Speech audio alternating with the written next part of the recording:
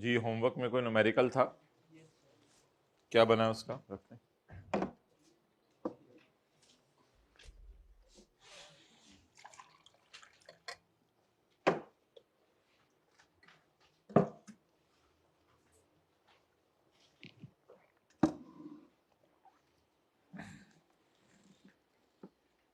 Chapter number 22, 23।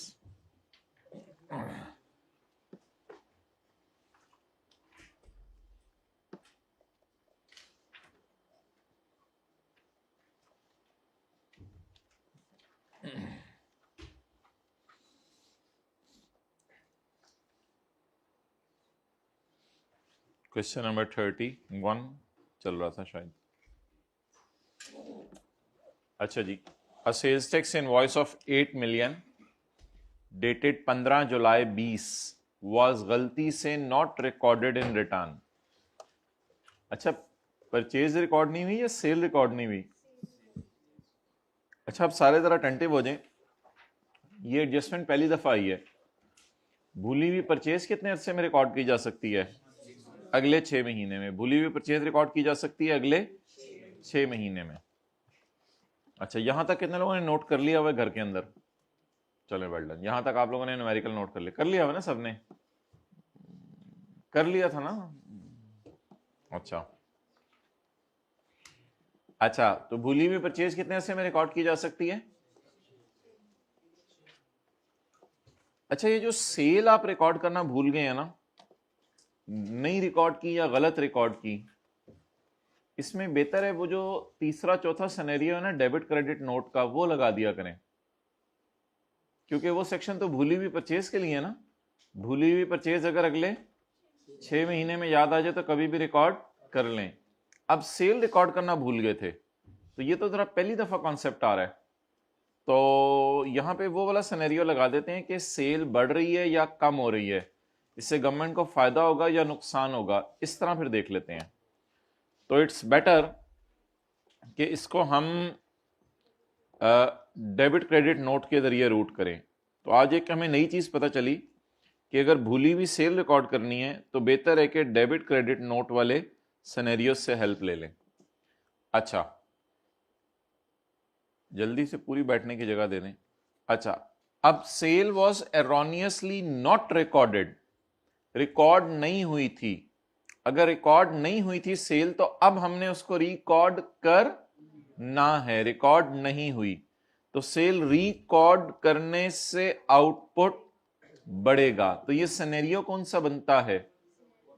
Scenario number 3। पहले 2 return के थे, तीसरा चौथा सेल प्राइस। तो आउटपुट बढ़ने से गवर्नमेंट को फायदा होगा, तो इस एडजस्टमेंट में दिन गिनने की जरूरत नहीं है। No limit of 180 days. चले जी, नोट कर लें ये बात।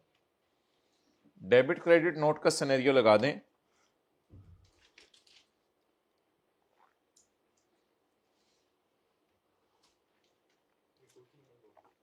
क्वेश्चन नंबर कौन सा है हम तो कभी भी नहीं बताएंगे, और आप बाकी सबको पता है कौन सा चल रहा है।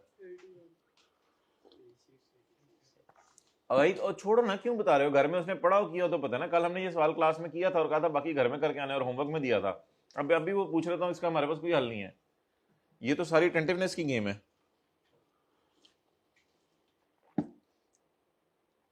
ओके, अब मेरे भाई मुझे ये बताएं कि सेल बढ़ाने से गवर्नमेंट को क्या होगा? फायदा होगा। तो ये एडजस्टमेंट कब कर सकते हैं? कभी भी कर सकते हैं। तो फिर सेल बढ़ाएं, भूली हुई सेल आज रिकॉर्ड करें। अजीब आज सवाल है, भूली हुई सेल रिकॉर्ड करें जी। सेल नॉट रिकॉर्डेड इन जुलाई। जी बोलें। 8 मिलियन। ठीक है भाई, बुरा तो नहीं लगा आपको? नहीं नहीं, भाई से पूछ रहा हूँ। मैंने कहा कर लिया था आपने, माशाल्लाह। कह रहे सुबह सुबह ही क्लास होगी। अच्छा अच्छा, taxable goods of 19 million were returned by customers. Sale return, purchase return? Sale return. Sale return. Sale return की वजह से आउटपुट क्या होगा?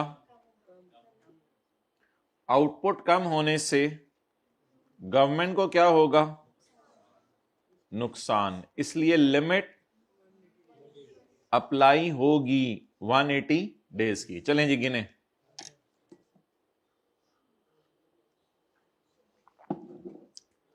भाई गिन नहीं सकते मजबूरन, क्योंकि हमें डेट नहीं दी हुई, डेट नहीं दी हुई, बल्कि क्या दिया हुआ है? महीना, कि जुलाई के महीने, इधर ही बैठ जाए, इधर बजाय के किसी को डिस्टर्ब करें। तो जुलाई का महीना, अब मुझे बताएं, जुलाई का महीना है और मैं खड़ा हूं किस महीने में? फेब में। मेरे तो ख्याल से 180 डेज वैसे ही हो गए हैं, गिनने की जरूरत ही नहीं, ये तो टाइम गुजर चुका हुआ है। अगर आप 31 जुलाई से भी गिनना शुरू करें ना, लेट से लेट, तो भी मेरे ख्याल से 180 डेज फरवरी से पहले ही पूरे हो गए हुए हैं। अगर आप 31 जुलाई से भी गिनना शुरू करें, अब लेट हो चुका है काम। 180 डेज के अंदर एडजस्टमेंट हो सकती थी, अब नहीं हो सकती। फर्ज करें for the sake of discussion, मैं एज्यूम करता हूं जुलाई का एक दिन 31 जुलाई,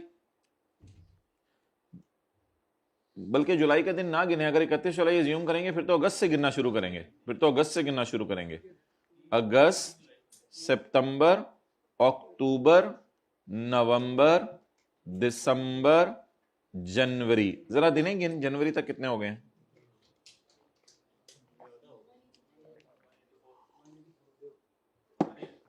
वन 184। अब गिने जरा,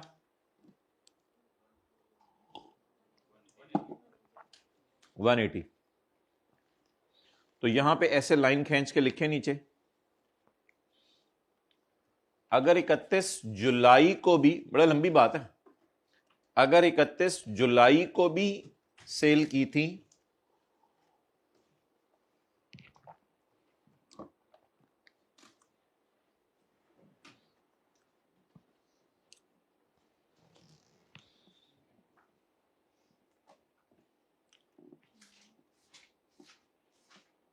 तो 27 जनवरी तक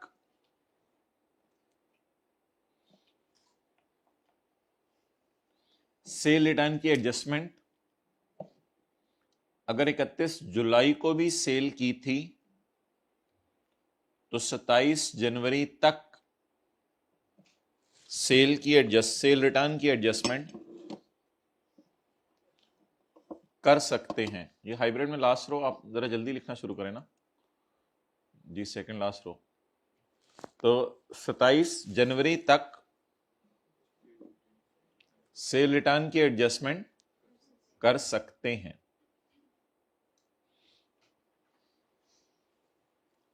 लेकिन अब फरवरी में नहीं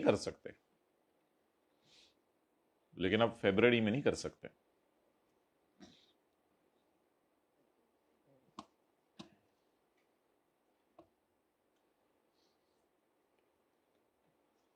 इंग्लिश में लिखें, बल्कि इंग्लिश में क्यों लिखना है? इंग्लिश में तो भी रिक्वायरमेंट बी में लिख लेंगे हम, रिक्वायरमेंट बी में भी इंग्लिश में लिख लेंगे हम। असल में बात पता है क्या है, जिस एडजस्टमेंट में गवर्नमेंट को नुकसान हो रहा हो वो कितने दिनों में कर सकते हैं?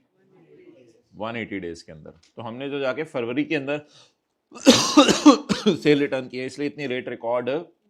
हाँ, परचेज रिटर्न में हमने कल पढ़ा था, कोई मसला नहीं, परचेज रिटर्न जब मर्जी रिकॉर्ड करें। कोई याद है कल वाला सवाल? ये ट्रेंड किया था ना, लेक्चर इसीलिए अपलोड किया था।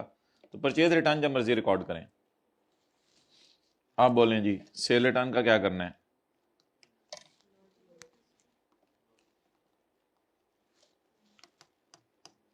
भाई पेन उससे पूछो, कोई और है? Sorry, sale return. आगे चलें जी। Electricity bill was paid in cash, ये बिल है या बिल पे सेल्स टैक्स है? बिल है, तो इस पे लगाना पड़ेगा फिर 1.2 इंटू 18%, 0.2।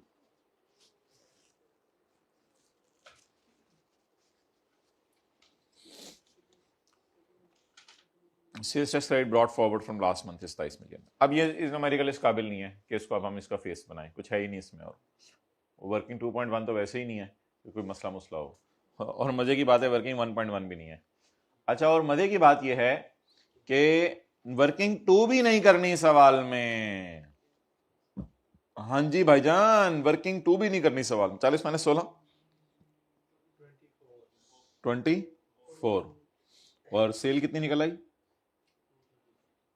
217,177। और इधर टोटल, ग्रैंड टोटल, इस टोटल का तो कुछ नहीं करना होता, इस टोटल का कुछ नहीं करना होता। 261। और इसका टोटल इनपुट का, वर्किंग वन का 51.6858। पता नहीं, देख लें। 51.68 है, 58 है। भाई मुझे नहीं पता टोटल सही है या नहीं, आप लोग तस्वीर खींच रहे हैं, मेरी कोई जिम्मेदारी नहीं। अच्छा, अब मेरे भाई वर्किंग टू की जरूरत नहीं है, वर्किंग टू की जरूरत नहीं है। क्यों? इसलिए कि पोर्शनमेंट करनी ही नहीं है। अगर सही है टोटल्स 51.54। अच्छा तो छोड़े, टोटल कर लीजिएगा। आउटपुट सेल कितनी है भाई? ये वर्किंग थ्री में जाती थी ना। अब जीरो रेट और एग्जाम सेल नहीं है, जीरो रेट एग्जाम सेल नहीं है, तो यही टैक्सेबल है। 261 इंटू जी 46.98 47 चले, लेस फेस बना रहा हूं मैंने कहा था नहीं बनाना, लेकिन बना रहा हूं। Actual 51.54 plus brought forward, brought forward सवाल में दिया हुआ है 27। और इसको कंपेयर करें 90% ऑफ 47, इसका टोटल कितना है? 54। 90% 42।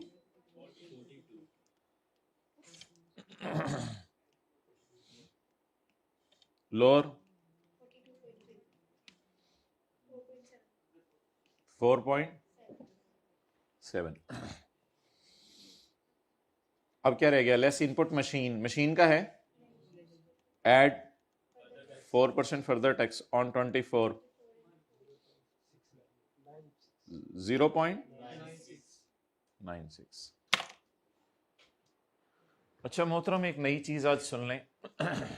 ये आई कैप कर रहा है, इसको किया करें, आज तक मैंने बताई नहीं थी। अगर किसी सवाल में सेल टू कॉटेज इंडस्ट्री हो या सेल टू एंड कंज्यूमर हो, सेल टू, वो डायग्राम नहीं वायर सेलर वाली बनाई हुई थी अनरजिस्टर्ड को सेल टू कॉटेज इंडस्ट्री हो और सेल टू एंड कंज्यूमर हो, या sale of third schedule items हो, ये तीनों कहां जाती हैं? 18% ये। और अनरजिस्टर्ड को sale to unregistered, cottage industry unregistered है ना, और वो भी अनरजिस्टर्ड है, एंड कंज्यूमर भी अनरजिस्टर्ड है। थर्ड शेड्यूल वाले सारे अनरजिस्टर्ड नहीं होते, अगर अनरजिस्टर्ड को बेचें, थर्ड शेड्यूल जिन पे फर्दर टैक्स नहीं लगना। तो अगर कभी ये आ जाए ना, तो यहां पे एक आई कैप छोटी सी लाइन डाल रहा है। हमारे सवाल में है सेल टू कॉटेज इंडस्ट्री? जी है, हमारे सवाल में सेल टू कॉटेज इंडस्ट्री। हमारे सवाल में है sale of third schedule to unregistered? नहीं। हमारे सवाल में है सेल टू एंड कंज्यूमर? नहीं। आई कैप एक छोटी सी लाइन यहां डाल रहा है, no further tax on sale to cottage industry. लेकिन मैं आज फॉर्मेट के एतबार से सारी चीजें आपको डाल रहा हूं, हमारे सवाल में नहीं है। हमारे सवाल में इतना सा काफी है, समझ आ गया? Bracket close. लेकिन साथ ये भी लिख दिया करें, no further tax on sale to end, अगर सवाल में हो, और no further tax on sale made of third schedule items. तो ये जरा ब्रैकेट डाला करनी है आप लोगों ने। अगर यहां पे सेल टू कॉटेज इंडस्ट्री हो, या सेल टू एंड कंज्यूमर हो, या sale to third schedule item हो, तो फिर एक छोटी सी ना अंग्रेजी यहां डाला करनी है। ये आई कैप डाल रहा है और बता रहा है कि इन पे फर्दर टैक्स मैंने नहीं लगाना। चले जी, अब टोटल बता दें। 5.66। चले जी, अब हम एतमाद कर सकते हैं इसके ऊपर। अब आप इसकी पिक्चर खींच लें। ये न्यूमेरिकल का फेस है जी माय डियर। क्या?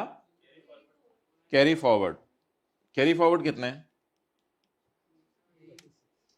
78.54 माइनस 42.3। जी बोलें भाई, पूछें। थर्ड शेड्यूल में अनरजिस्टर्ड वाली बोली है मैंने।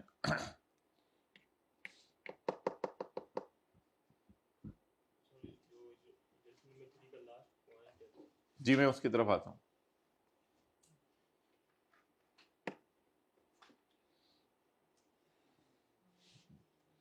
और ये वर्किंग्स हैं।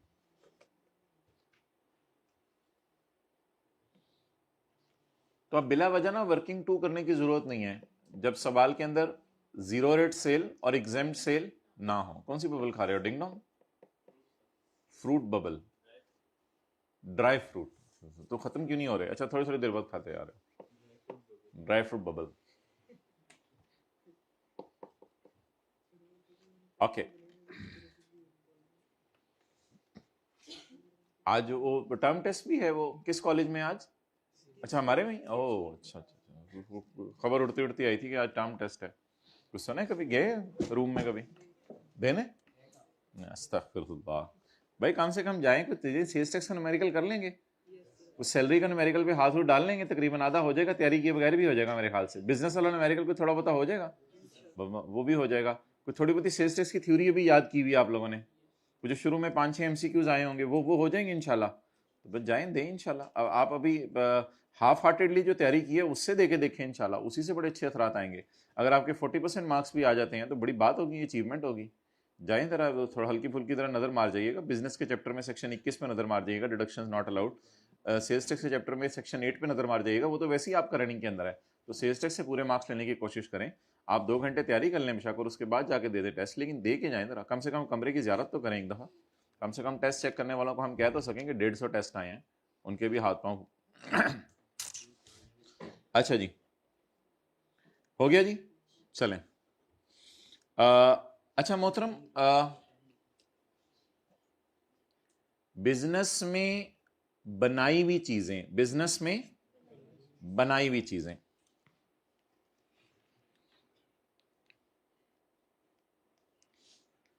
एक है परचेज्ड गुड्स या रॉ मटेरियल,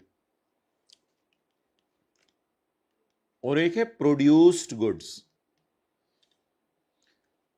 अब प्रोड्यूस्ड गुड्स, बेटा हो गया मैसेज? चलो आ जाओ सीए कर लें। असल में इतनी कंसंट्रेशन से ना बंदा ऐसे नहीं देखता। Produced goods, produced goods given to CEO, friend, employ, gifted, ये सब कुछ। तो इसको हमने डाला करना है वर्किंग नंबर 1 में, वर्किंग नंबर 1 में, because it is a supply made, it is a supply made. Working 3 में because it is a supply made, और नो फर्दर टैक्स वाले में डाला करना है। डन? अच्छा ये जो परचेज किए हैं गुड्स और रॉ मटेरियल, परचेज किए थे, purchase given to CEO, director, जो मर्जी लिख ले नीचे, director etcetera, owner, owner business का owner, given to owner, friend, employ. अब आपने क्या करना है? आपने वर्किंग 1 में इसको माइनस करना है। वर्किंग 1 में अगर इस महीने की परचेज में ये परचेज पड़ी हुई है तो वहीं से माइनस कर दीजिएगा, वो जो परचेज फ्रॉम रजिस्टर्ड पर्सन लिखी होती है। अगर इस महीने की परचेज में पड़ी हुई है तो इसी फिगर में से माइनस कर दीजिएगा। और अगर नहीं बता रहा किस महीने की परचेज वाली चीजें ये घर लेके गए हैं तो फिर ऐसा कीजिएगा, बेहतर है कि वर्किंग 1 में नीचे लाइन डाल के जैसे हमने कल माइनस किया था वो माइनस कर दीजिएगा। अब लेकिन इसका और क्या करना है वो मैं नहीं बता सकता, वो सवाल बताएगा। अब ओरिजिनल ट्रीटमेंट बताई जाती है, रॉन्ग को रेक्टिफाई करना नहीं क्लास में बताया जाता। वो रॉन्ग तो आई के बताएगा क्या किया उसने। अब कल पता है क्या सवाल में उसने कहा था? का रॉ मटेरियल खरीदा था, वो मैंने दे दिया एम्प्लॉय को और सेल में डाल दिया। अब आप सिर्फ देखें करना क्या है, इसको करना क्या है, सही कैसे करना है वो अलग बहस है। बताएं इसे करना क्या था? रॉ मटेरियल खरीदा था, एम्प्लॉय घर लेके चला गया, क्या ये बिजनेस की सेल है? नो, ये बिजनेस की सेल नहीं है, बल्कि उल्टा इस परचेज पे ही हम एतराज कर देंगे, बेटा तू रॉ मटेरियल घर लेके क्यों गया, ये तो बिजनेस का रॉ मटेरियल बना ही नहीं, फिर ये तो बिजनेस में आया रॉ मटेरियल और तू घर लेके चला गया। तो अगर कोई बंदा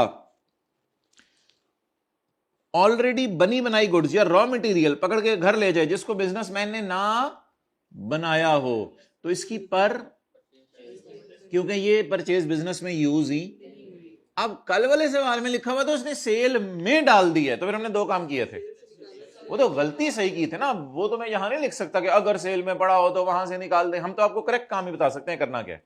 तो उसने गलती से सेल में डाल दिया था, तो हमने क्या किया था, सेल में से निकाला था और वर्किंग वन में जाके हमने कहा था इस परचेज को हम डेड करने लगे हैं।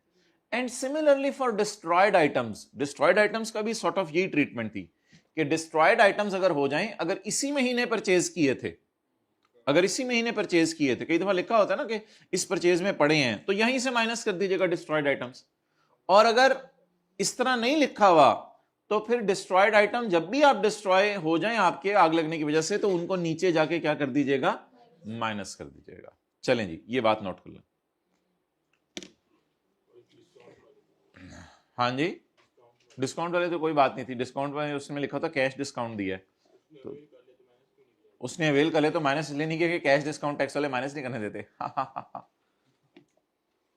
कैश डिस्काउंट तो टैक्स वाले माइनस नहीं करने देते, टैक्स वाले कौन सा डिस्काउंट माइनस करने देते हैं, ट्रेड डिस्काउंट। वो डिस्काउंटेड फिगर पे नहीं बढ़ा हुआ भाई, सेल करते हुए याद रखिएगा, जब आप कैश डिस्काउंट देते हैं तो सेल करते हैं हमेशा पूरी सेल बुक करते हैं, डिस्काउंटेड फिगर पे नहीं पड़ा हुआ, वो 98% पे नहीं पड़ा हुआ कल वाला। जब आप सेल करते हैं चीजें कैश डिस्काउंट पे, तो ओरिजिनली सेल को किस पे बुक करते हैं हमेशा बताएं, फुल प्राइस पे, फुल प्राइस पे, क्योंकि आपको तो नहीं पता वो डिस्काउंट लेने आएगा या नहीं आएगा, तो सेल में तो फुल प्राइस पे डाला हुआ है अकाउंटेंट ने।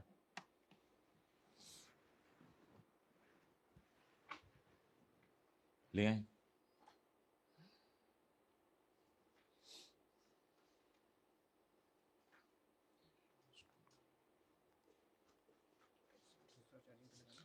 देना जरा, नहीं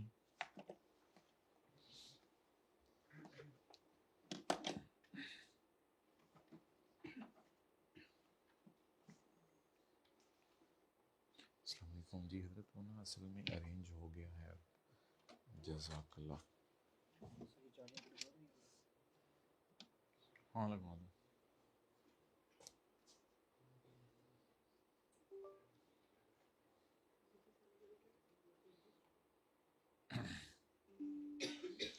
अस्सलाम वालेकुम, आप लोग क्लास में आया करते थे, एक ज़माने में हरी भरी क्लास होती थी, अब आप लोग कहाँ तशरीफ़ ले गए हैं? कैफ 2 में ही भेजा ना। हाँ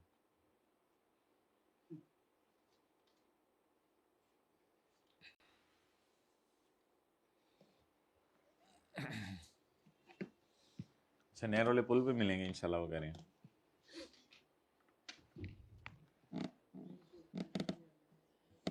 माल रोड पे कर लें।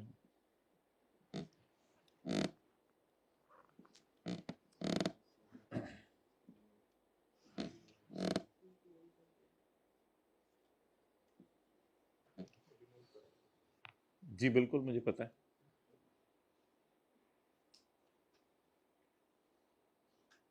चलें जी, you have 5 seconds more to note it down.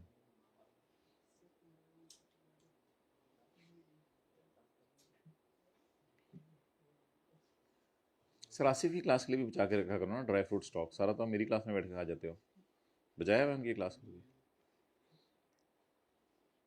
Dry fruit खाने के बाद देख तो नहीं रहे होते, यहाँ जा रहा होता है अगर अल्लाह ने चाहा, वरना तो।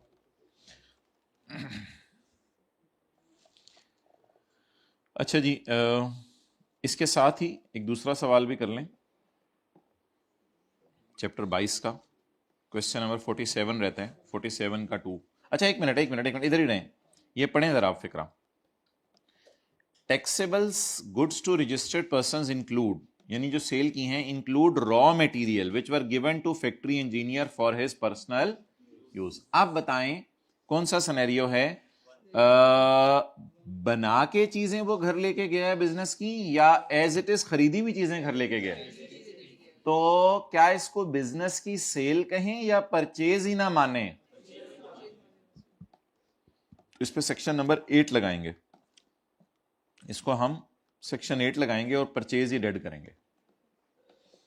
अच्छा, अब जरा पढ़ें ये जो 47 का 2 हमारा रहता है, 47 का, अच्छा रिक्वायरमेंट भी कर लेते हैं, वापस आके कर लेते हैं। 47 का 2 जरा ये साथ ही करें। अब जरा बताएं इसका क्या मतलब है।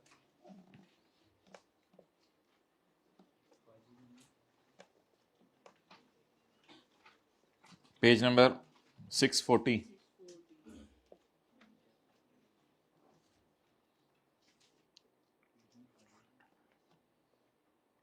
Taxable goods of 15 lakh were used for internal testing and evaluation purpose. 15 lakh की चीजें अपने ही दफ्तर में इस्तेमाल कर ली, 40% तो खरीदी थी और 60% खुद बनाई थी।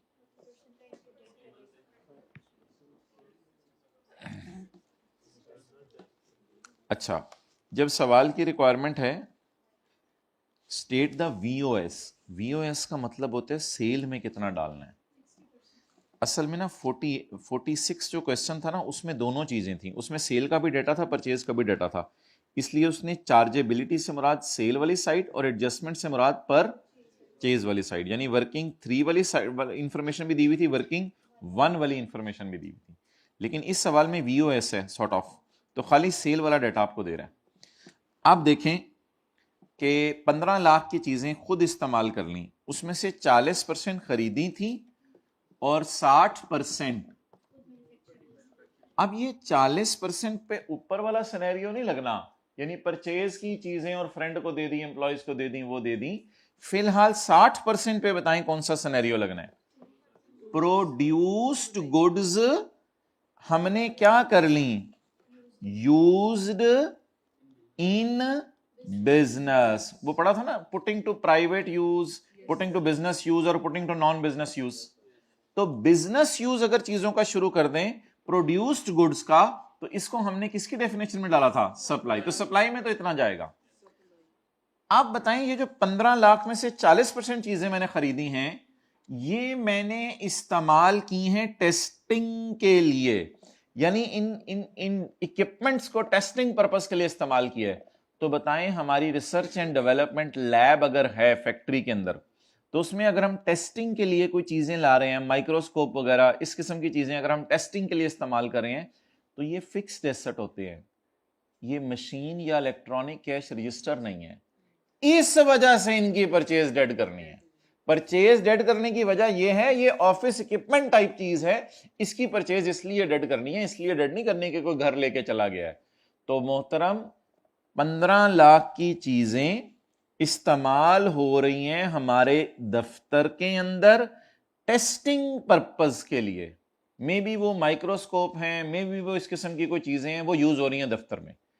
इनमें से 60% तो हमने खुद ही बना के अपने दफ्तर में इस्तेमाल शुरू कर दी। अब अगर इनको इस्तेमाल ना करते तो बेचते, इसलिए इसको तो सेल में डाल देंगे, और बाकी की परचेज डेड होगी। लेकिन उस एंगल से मैंने डिस्कशन नहीं करनी, क्योंकि सवाल ने पूछा हुआ सेल में कितना जाएगा, तो हमने सिर्फ पेपर में 15 लाख का कितने परसेंट लगाना था, 60%। और 15 लाख का 60% लगाते हुए अंग्रेजी का लिखनी थी, एज पर the definition of supply putting goods to business use which are produced during the taxable activity is falls under the definition of supply. That's why the value of supply in this case is 15 lakh multiplied by 60%. जी वापस आ जाएं, चलें जी, requirement B करें सवाल की, page 686 वाले की।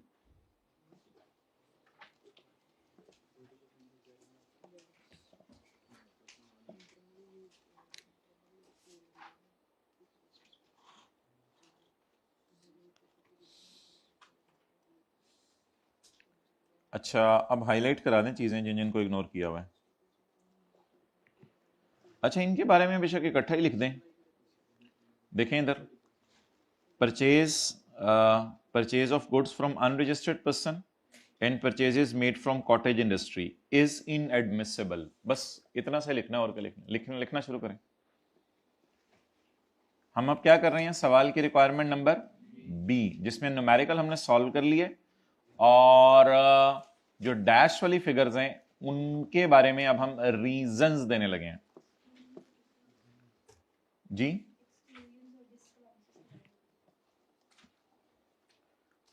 Exemptions और डिसअलाउंसेस। Exemption से मुराद यानी जिस सेल को आपने कंसिडर नहीं किया ये समझ लें, और डिसअलाउंसेस से मुराद जिस परचेज को आपने इग्नोर किया। रीजन ही तो लिखवाने लगे।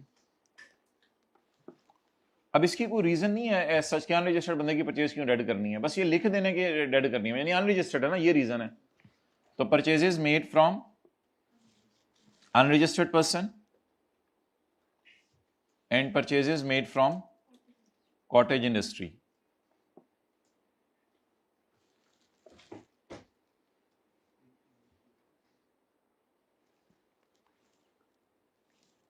are inadmissible.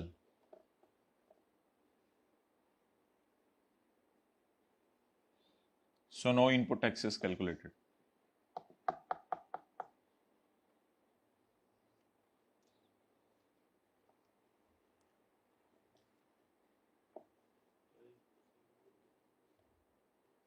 अच्छा जी, आगे लिखें दूसरा point, sale made under warranty. अब ये भी लॉ में कहीं लिखा नहीं हुआ, ये आई के बिला वजह टेस्ट कर रहा है। Sale made under warranty is not considered as a separate supply. ये थ्योरी के सवाल में भी इस तरह लिख के आइएगा, sale made under warranty is not considered as a separate supply, so ignored.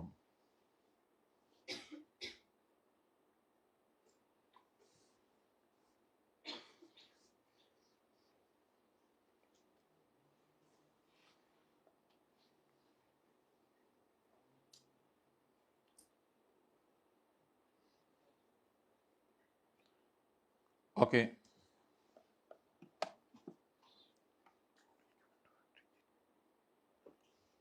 Raw material given to factory engineer,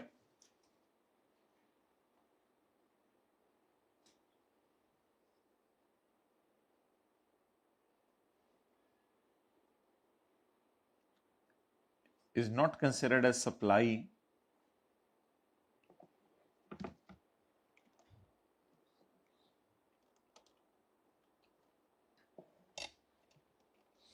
rather, इधर देखें, rather we are not entitled to deduct input, section 8, rather we are not entitled to deduct input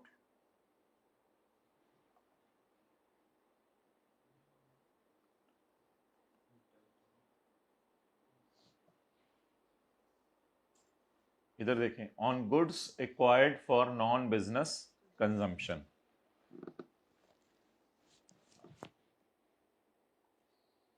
on goods acquired for non business consumption.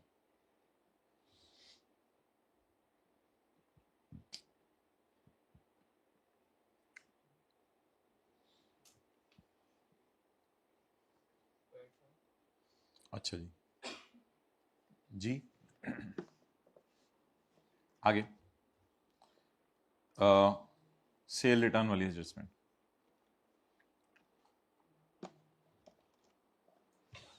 तो लिखें point number 8 में, goods returned by customers, figure भी बेशक लिखाया करें, of 19 million, goods returned by customers of 19 million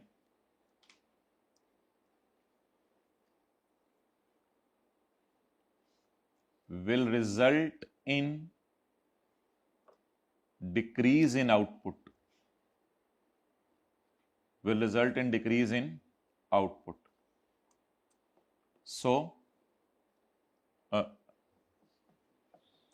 this adjustment can only be made within 180 days.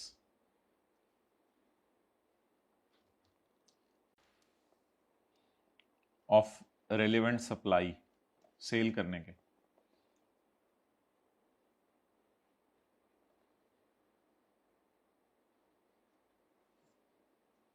Hence no adjustment is made.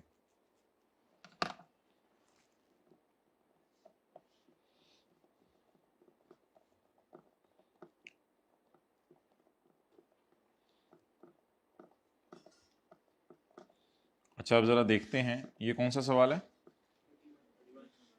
31. ये देखना, ये मैं लाइन आपको कह रहा था, no further tax on sale to cottage industry.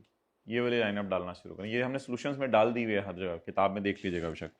शायद question 30 में भी ऐसी कोई चीज़ हो तो हमने डाली हो. नॉट एप्लीकेबल एज आइटम और of third schedule. Third schedule के आइटम्स है, इसलिए हमने कोई नहीं डाला हुआ. इसी तरह इधर भी शायद हमने डाली हो लाइन, इधर कुछ है ही नहीं ऐसा. अच्छा, हम ऐसी सोल्यूशन आई कैप का देखने लगे ताकि हमारे सोल्यूशन में यकीनन कोई डेफिशिएंसी होगी, उसको हम फुलफिल कर लेंगे इंशाल्लाह. अच्छा जी, कौन सा क्वेश्चन है? 31. Input on purchase from unregistered including cottage shall not be allowed. अच्छा चल, बेहतर वैसे ये लफ्ज है इनपुट ऑन परचेज फ्रॉम. हमने क्या लिखा था? Purchase made from and cottage industry. हाँ, are inadmissible so no input is allowed. ये भी अच्छा है, लेकिन उसने परचेज के साथ इनपुट का लफ्ज लगा दिया, वो जरा ज्यादा अच्छा लफ्ज है. तो हम भी ऐसे लिख सकते थे परचेज की बजाय input on purchase. Sale price of products sold include the cost of parts if any is supplied during warranty period. Therefore, it is not included as a separate supply and hence no sales tax is chargeable at the time of disposal of parts to meet the warranty claim. इतनी तफसील देने की जरूरत नहीं, बस not a separate supply भी काफी है. Putting to private use of raw material is not a supply and therefore it is not chargeable to tax. इसमें उसने ज़्यादा तफसील नहीं दी, हमने ज़्यादा तफसील दे दी है. Adjustment on account of sale return credit can only be claimed if the credit note is issued within 1. Note लिखना कोई जरूरी नहीं है, नोट का नाम यहाँ. Therefore no tax credit will be available to C. Tax credit का लफ्ज असल में आपको यूज करने की जरूरत नहीं है. No adjustment of can be made, ये भी चल सकता है, कोई ऐसी बात नहीं. अच्छा, एक बात सुन लें मोबाइल इस्तेमाल करते हुए हाइब्रिड में कि हमारा जो है वो ये जो है क्या कहते हैं आउटपुट, इसको कहते हैं टैक्स डेबिट यानी डेबिट, और इनपुट को कहते हैं टैक्स क्रेडिट. चलें इसकी बात फिर करेंगे, छोड़े पर. अभी एक चीज़ है उसको पहले ख़त्म कर दें फिर आगे चलते हैं. इसी चैप्टर में रहें आप, 4-5 मिनट दे दें, आपको सारा बता दिया जाए. अब वीकेंड पे सारे न्यूमेरिकल्स ख़त्म कर दें ताकि मंडे से हम लॉसेस शुरू करें. 2 सवाल अब आप हजरात ने होमवर्क में करने हैं. ये 34 में अभी आपको करवा रहा हूँ 2-4 मिनट में ख़त्म. 33 जो है वो मैं खुद करवाऊँगा, कभी आपको कुछ लिखने की ज़रूरत नहीं, जब लिखना होगा मैं बताऊँगा. पीछे हमारे होमवर्क में रह गए लेटेस्ट वाले सवालों में ये वाला हादी वाला, ये होमवर्क में होगा आपके, और ये वाला JF एसोसिएट वाला, ये होमवर्क में होगा. अच्छा जी, JF एसोसिएट वाले में कल आपको होमवर्क करते एक छोटा सा मसला आएगा. आई कैप को नहीं करना चाहिए था ये काम. यहां पे आप लोग लिख लें 4. ये आई कैप को बताना चाहिए था कि मैं इसके बारे में बात कर रहा हूं, क्योंकि बच्चे को ऐसे इल्हाम नहीं हो सकता. ये ज्यादती की है उसने. पेज 680.4 देखें कैसे. मशीन्स कितने की खरीदी हैं? Machines page 680. मशीन्स कितने की खरीदी हैं? 25 लाख की. 2 machines A and B costing 15 lakh and 10 lakh respectively. Total कितना हो गया? 25 lakh. Were acquired and commission into operation in August. Machine A is used for ये and machine B is used for ये. अब कम से कम 2 में से एक काम आई कैप को जरूर करना चाहिए था. या यहां 0.4 लिखता, फिर हमें इल्हाम होना था कि ये 10 लाख और 15 लाख ये वाला 25 लाख है. या आई कैप ये करता कि इधर लिख देता machine from registered supplier include या कंप्राइज 2 मशीन्स, इन दोनों में से उसने कोई लफ्ज नहीं लिखा, तो इसलिए कुछ बच्चे इनको 3 मशीन समझ के आए थे। एक मशीन ये अलग समझी थी और ये वाली मशीन नीचे वाली अलग समझी थी। तो क्या कर सकते हैं, इन चीज़ों का हल नहीं है हमारे पास। और सवाल इंशाल्लाह आपसे कोई नहीं होगा, डिस्काउंट की एडजस्टमेंट है, एक एरर हुई भी है, भूला हुआ इनपुट है, सवाल तो आप खुद ही कर लीजिएगा। सवाल में इंशाल्लाह 10-12 मिनट लगेंगे। आगे चलें, प्रैक्टिस हो जाएगी एक अच्छी। क्वेश्चन 26, क्वेश्चन 26 में डिस्काउंट है, एंड कंज्यूमर को चीज़ें बेची हैं, पता नहीं क्या है, परचेजेज हैं बुरे बच्चे से, गुड्स हैं कैश में पेमेंट कर दी है। ये सारी एडजस्टमेंट आपको मैंने कहीं कहीं डलवा के करवाई हुई है, आप ये टेस्ट का सवाल है तो ये अच्छा ओके। तो इसमें ना ये एडजस्टमेंट ना इग्नोर करनी होती है, इसको हम मंडे को डिस्कस करेंगे। Auditors have made a provision of 50%, ठीक है। ऑडिटर्स का अंदाजा है कि इतना स्टॉक जल जाएगा, खराब हो जाएगा। तो सेल्स टैक्स में मेरे माय डियर अंदाजे नहीं चलते, सेल्स टैक्स में अंदाजे नहीं चलते, सेल्स टैक्स में कोई तो, इनकम टैक्स में भी हमने अंदाजों को इग्नोर किया था, अंदाजे नहीं चलते होते, बस चीज बिकने का इंतजार होता है। गली सड़ी चीज का अंदाजा लगाएं या बिकने पे सेल रिकॉर्ड करें, हमारे लॉ में तो कोई कॉन्सेप्ट ही नहीं है अंदाजे लगाने का। तो इस एडजस्टमेंट को आपने इग्नोर करना है। बाकी तो अल्लाह का शुक्र है ये सवाल आप लोगों का हो जाना चाहिए, अगर टेस्ट में कर लिया हुआ तो वेल एंड गुड, वरना अभी कर लीजिएगा। अच्छा, अब ये पिछली से पिछली टर्न में सवाल आया फारिक सा, इसको जरा देख लें, 2-3 मिनट में लगाऊंगा बस। Page 689,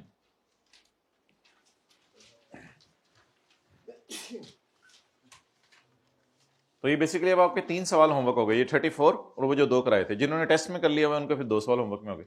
raw material purchase from registered supplier, raw material purchase from registered supplier against which crest, मैंने मसला बता दिया। तो इस परचेज को रिकॉर्ड करेंगे या डेड करेंगे, दोबारा से न्यूमेरिकल सॉल्व करना है। असल में एक न्यूमेरिकल किया हुआ इस तरह का पहले हमने, दोबारा से सॉल्व करना है। Raw material purchase from Salman on 5 February, note 1 पढ़ लीजिएगा। Building material purchase from registered supplier, building material खरीदा है, अच्छा हेड ऑफिस में पता नहीं क्या करना है इसका। खुद taxable goods purchase from unregistered person, machine purchase from a registered supplier for its production department, तो मशीन का इनपुट है वर्किंग 1.1 में चला जाएगा। Sale to registered person, sale to जानने वाला, नेट ऑफ 30% स्पेशल डिस्काउंट, ये फिगर 7 लाख पे पड़ी हुई है, इसको उठा के उस पर ले जाएंगे। ये एक नई चीज है, insurance claim of raw material destroyed, इसको ना सेल में डाल दीजिएगा, मंडे को इस पे बात करेंगे। Insurance claim of raw material destroyed, insurance कल भी डिस्ट्रॉय हुई थी चीजें, इनका इनपुट डेड नहीं करना, वजह सुने क्यों। Insurance claim of raw material destroyed, ये भी हमारे सिलेबस में नहीं है, उसने बिला वजह डाला है। Insurance claim of raw material destroyed को हम सेल में डाला करेंगे। रीजन ये है कि कल डिस्ट्रॉय हुई थी चीजें तो कुछ इंश्योरेंस वालों ने दिए नहीं थे, इसलिए डिस्ट्रॉयड का इनपुट डेड किया था। लेकिन अगर डिस्ट्रॉयड चीजों का इंश्योरेंस क्लेम आ जाए तो सेल हो गई हैं ये चीजें। बल्कि हमने इनकम टैक्स में भी पढ़ा था कि अगर चीजें डिस्ट्रॉय हो जाए तो consideration received will be insurance claim. तो और एक चीज को जब सेल में डाल देना फिर उसकी परचेज भी डेड नहीं हो सकती, फिर हम लॉ मेकर को नहीं इतनी छूट दे सकते, क्योंकि अब ये हमारी सेल है। तो अब अगर हम सेल पे टैक्स दे रहे हैं तो हमें इतना तो रिलैक्स करके इसको परचेज में भी डालने दे। तो इंश्योरेंस क्लेम वाली चीजों को सिंपल आप लोगों ने सेल में डाल दिया करना है बस। इसने सेल में नहीं डाला हुआ, वो हमें इससे कोई कंसर्न नहीं, आप बस इसको सिंपल सेल में डाल दीजिएगा। इंश्योरेंस इनपुट को कुछ नहीं करना, इनपुट ऊपर जब भी कभी ये परचेज किया होगा इनपुट रिकॉर्ड हो गया होगा। रॉ मटेरियल परचेज ही किया होगा ना जिंदगी में कभी, नहीं नहीं नहीं नहीं, डिस्ट्रॉय होने पे डेड हमने नहीं किया होगा, इस तरह नहीं ज्यूम करना कि हम डेड कर चुके हैं, बिला वजह अजम्पशन नहीं लेनी। तो बस सिंपल चीजें डिस्ट्रॉय हो जाएं तो कल हमने पढ़ा था इनपुट डेड कर दें, आज हम पढ़ें अगर डिस्ट्रॉय होके इंश्योरेंस तो कहां डाल दें। एडवांस रिसीव हो गया, ये तो आपको पता है, sale to unregistered export of goods, sale to unregistered retailer operating in air condition shopping plaza, पता नहीं इसका आप क्या करेंगे, एसी लगे हुए उनकी दुकानों पे, पता नहीं देख लीजिएगा, एसी लगे हुए कह रहे दुकानों पे, ओए ऐसे अनरजिस्टर्ड रिटेलर हैं जिनकी दुकानों पे एसी लगे हुए हैं। टेक्निकल एडजस्टमेंट है, इसको कीजिएगा ध्यान से। 10 फरवरी को डिस्कवर हुआ था कि कमिश्नर इनलैंड रेवेन्यू ने सस्पेंड कर दिया है। भाई जो सस्पेंडेड बंदा उससे चीज़ें खरीदने पे मैंने कहा था परचेज क्या करनी है, डेड। इंश्योरेंस क्लेम सेटल्ड हो गया है क्योंकि हमने कंसाइनमेंट को बस इंश्योरेंस कंपनी वालों को कहा हमारी चीज़ें डिस्ट्रॉय हो गई, उन्होंने कहा इंश्योरेंस क्लेम ले लो। अब ये लाइन दोबारा लिखने की कोई जरूरत नहीं थी, ये डाटा कहीं भी ऊपर शामिल नहीं है। बैंक को प्लेज की हुई चीज़ें बेच दी हैं बैंक ने, ये एडजस्टमेंट हमने पहले की भी है। हमने किसी से वादा किया चीज़ें बेचने का लेकिन वो चीज़ें उठा के नहीं जा सका, पता नहीं ये क्या एडजस्टमेंट है। सीईओ के घर में कुछ चीज़ें भेजी हैं हमने, और देख लीजिएगा, सवाल मेरे ख्याल से हो जाना चाहिए। तो अब ये 3 सवाल हो गए, होमवर्क के अंदर लिखे होंगे। चलें जी, टाइम ज़ाया किया हमने ज़िंदगी के 50 मिनट, पता नहीं क्यों। सब कुछ कर लेंगे, लेटेस्ट वो जो मर्जी आप में, मैं मेरी बात सुने मेरे भाई, आप लोग तंग आ जाएंगे, हम तंग नहीं आएंगे। आप कहेंगे खुदा के लिए छोड़ दें, बाकी हम खुद ही कर लेंगे। लेटेस्ट टाइम क्या, लेटेस्ट से अगली अटेम्प्ट की इंशाल्लाह आपको तैयारी कराएंगे। और बताओ, वही तो करा रहे हैं सारी। हाँ, आपसे लेटेस्ट की फिक्र कर रहे हो, हमें आपकी अटेम्प्ट की फिक्र है। पेज 615 सब करेंगे इंशाल्लाह। आप कहेंगे खुदा के लिए छोड़ दें, हमें को पढ़ने का टाइम भी दे दें, वहां उस स्टेज तक बात को लेके जाएंगे हम।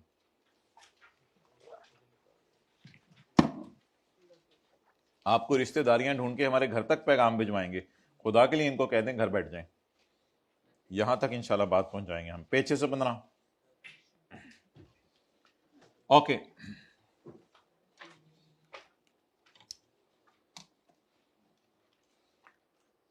तो कल हमने पढ़ा था कि अगर एक बंदा अपने एड्रेस पे मौजूद नहीं है, या उसने अपने रिकॉर्ड दिखाने से इनकार कर दिया, या उसकी सेल बहुत ज़्यादा शूट अप कर गई है, जैसे ब्लड प्रेशर शूट अप करता है, या वो सस्पेंडेड बंदों से चीज़ें खरीद रहे हैं, या वो मुसलसल 3 महीने रिटर्न जमा नहीं करा रहा, या 6 महीने मुसलसल नील रिटर्न जमा करवाई है, या उसने कोई ऐसा काम किया जिसमें फ्रॉड है, तो हम उसकी रजिस्ट्रेशन को क्या कर देंगे, सस्पेंड करने के बाद उसकी क्या शुरू कर देंगे, इंक्वायरी। चलें जी, बिस्मिल्लाह। अब आप उसके घर सस्पेंशन ऑर्डर भेजें इंशाल्लाह। टाइमो टाइम आप लोगों ने आ जाना है इंशाल्लाह मंडे को, ताकि 9 से 9:30 बजे तक हम तसल्ली से चैप्टर 22 के थ्योरी के सवाल कर लें। फिर हम इंशाल्लाह 9:30 बजे लॉसेस का चैप्टर शुरू करेंगे। पॉइंट नंबर 2, अब आपने सस्पेंशन ऑर्डर बनाना है। अब आपने क्या बनाना है, सस्पेंशन ऑर्डर। इधर ना आप लोग सस्पेंशन ऑर्डर है, उसके बाद शो कॉज नोटिस है, और उसके बाद ब्लैक लिस्टिंग है। तो इधर आप सस्पेंशन ऑर्डर को समझ लें, सस्पेंशन ऑर्डर को समझ लें। ऑडिट टाइप चीज नहीं थी, घूरी। और अब वजह बताओ तुम्हारे खिलाफ क्यों ना एक्शन लिया जाए, इसका मतलब था बार्किंग। और उसके बाद आपको ब्लैक लिस्ट कर दिया जाएगा, ब्लैक लिस्ट, इसका मतलब है बाइट। तो इधर ये वाले अल्फाज इस्तेमाल कर लेते हैं। अब ये 3 लफ्ज बार बार आने हैं, सस्पेंशन, शो कॉज नोटिस और ब्लैक लिस्ट। 1 मिनट, घूरी कब मारी जाएगी, जब आप ये हरकतें करेंगे। कभी मिसाल के तौर पे आपने डॉगी की दुम छेड़ दी, डॉगी खाना खा रहा था, आपने उसको खाने को ऐसे साइड पे कर दिया, डॉगी के बच्चे को आप छेड़ के चले गए, ये वो हरकतें हैं जिसकी वजह से वो आपको पहले क्या मारेगा, घूरी।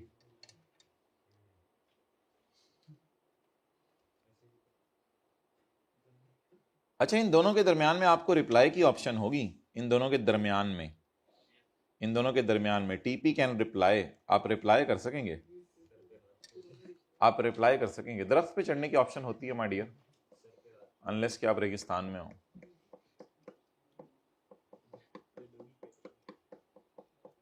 ओके,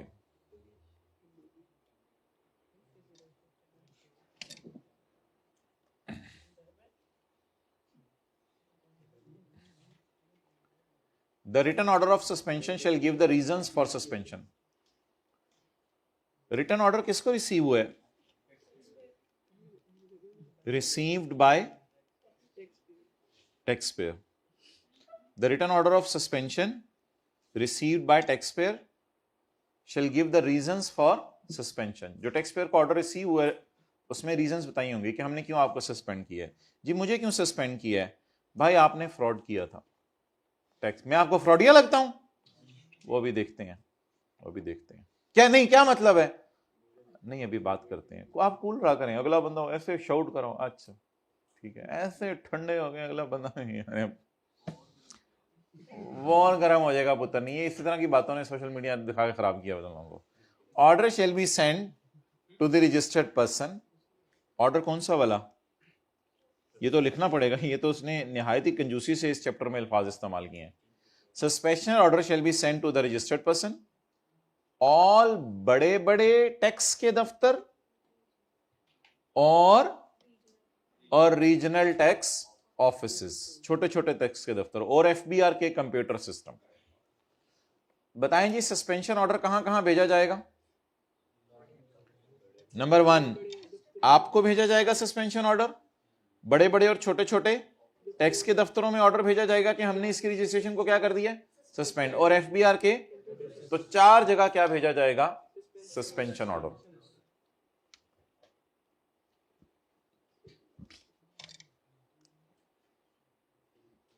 अच्छा, ये रेपिटेशन होगी है लॉ बनाने वाले से, ये उसने वो जो पॉइंट ई है ना कल वाला, उसी को उसने गलती से रिपीट कर दिया।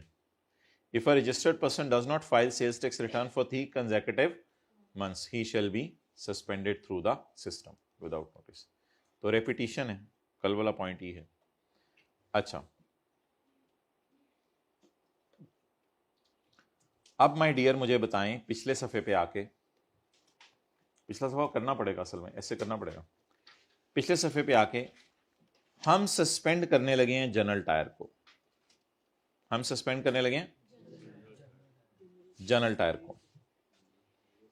इसके सप्लायर्स को हम कहा करेंगे रबड़ सेलर, जो इनको रबड़ बेचते हैं मिसाल के तौर पे, या जो भी चीज जिससे रॉ मटेरियल जिससे टायर बनता है, और ये होंगे इनके बायर्स। तो अब हाईलाइट कर लें, ये है सस्पेंडेड पर्सन, ये उसके बायर हैं और ये उसके सप्लायर हैं। डन। अच्छा, अब सजा सुने जी क्या मिलेगी। सस्पेंडेड पर्सन का अपना इनपुट डेड होगा और होंडा का सारा इनपुट डेड नहीं होगा, होंडा का सिर्फ टायर वाला इनपुट डेड हो जाएगा। सस्पेंडेड पर्सन का न्यूमेरिकल तो आपको नहीं आएगा, क्योंकि सस्पेंडेड पर्सन का इनपुट डेड करना है, वो न्यूमेरिकल आएगा, सॉल्व नहीं करवाएगा। न्यूमेरिकल तो इसका सॉल्व करवाएगा, सस्पेंडेड पर्सन के बायर्स का, और वो कई न्यूमेरिकल्स में आया है। अभी भी मैंने आपको एक न्यूमेरिकल दिखाया है जिसमें हमने सस्पेंडेड बंदे से चीजें खरीदी हैं। सस्पेंडेड बंदे से चीजें खरीदने का नुकसान क्या होता है, हमारा इनपुट, और सस्पेंडेड बंदे को क्या नुकसान होता है, उसके सारे ही इनपुट डेड हो जाते हैं, हर किस्म के इनपुट डेड हो जाते हैं। अब वो अगले सफे पे देखें क्या लाइन लिखी हुई है, पढ़े कोई एक बंदा हाथ खड़ा करके। इन केस वेयर, एक मिनट देखते रहो इधर। In case where the buyers, आगे बोलो, एंड सप्लायर्स, चलो आगे बोलो। In case where the buyers and suppliers of suspended person, ठीक है, क्या क्या बात क्या करना चाह रहे हो, बात करो ना। In case where the buyers and suppliers suspended person belongs to another इलाका। अच्छा, यानी ये लाहौर में है और ये लोग कराची या गुजरांवाला में है। बात करो ना, बात क्या करना चाह रहे हो। Oh, and they are to be suspended as well. अच्छा, ये बात थी, इनको भी अब हम सस्पेंड करने का सोच रहे हैं। बात करो ना आगे, फिर करें क्या। कमिश्नर अपने अब्बू को बताएगा। बात बताओ ना, बात आगे बात करो। टू इनिशिएट, अब बात की ना अपने शुरू। टू इनिशिएट, क्या करना है इनिशिएट इनके, बताओ। प्रोसीडिंग शुरू करें, किन के खिलाफ, against the buyers and suppliers. तो सुन लें आप मेरे से भी। इन case the buyers and suppliers of suspended belong to other ilaka, then commissioner shall inform the chief commissioner to initiate the proceedings against the buyers and suppliers of suspended person.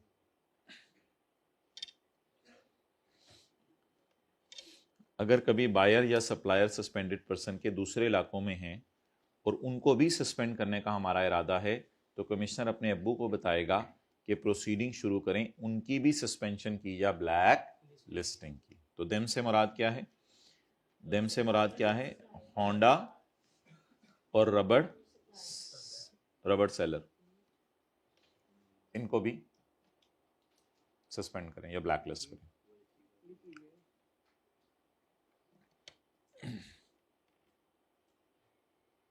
अच्छा, आगे पढ़ो भाई।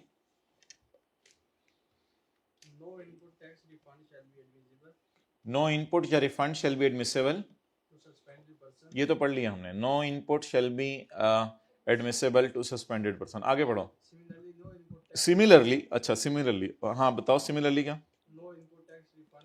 नो इनपुट या refund shall be allowed to buyers, हाँ, on sale invoices issued by him. इसने जो cell invoice issue की है इनकी परचेज बनी है।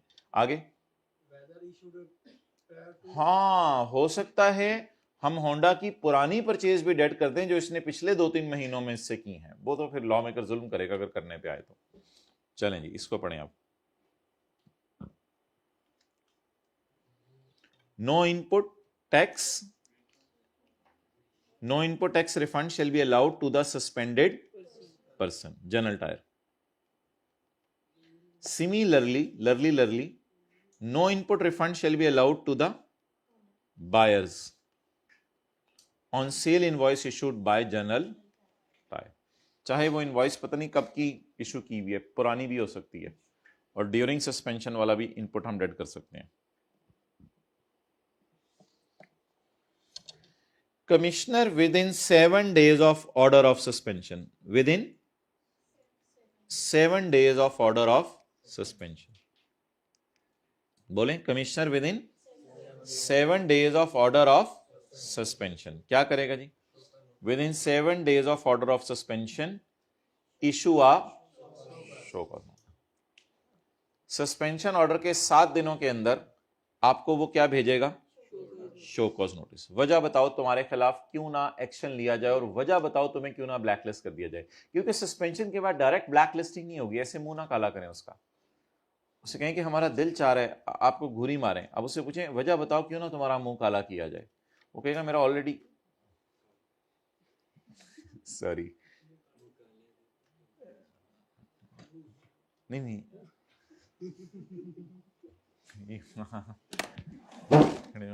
खड़े हो जाओ।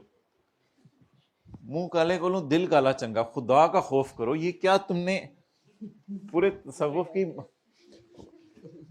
उठ जाओ ना, ये क्या कह रहा है? तो भाई दिल काला हो गया तो आगे मसले करोड़ों अरबों खरबों साल के हैं। मुंह काला हो गया तो ये मसले कोई 40, 50, 60 साल के हैं, वो भी कोई नहीं पता किस वक्त मर जाए बता। मुंह काले की टेंशन नहीं है, मुंह काले के साथ दुनिया गुजरी जाती है। दिल का क्रीम लगा लो, उससे भी वही होगा जो अल्लाह चाहेंगे। अच्छा, the commissioner shall within 7 days of order of suspension issue a to the registered कि मेरे से आके मुलाकात करो।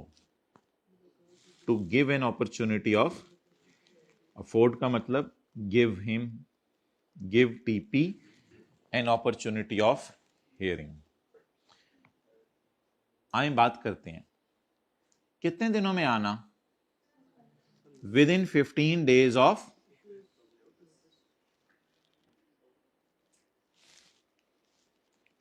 टीपी 15 दिन में जाएगा, 15 दिन में उसके पास चला जाएगा। जी भाई बताएं क्या मसला है?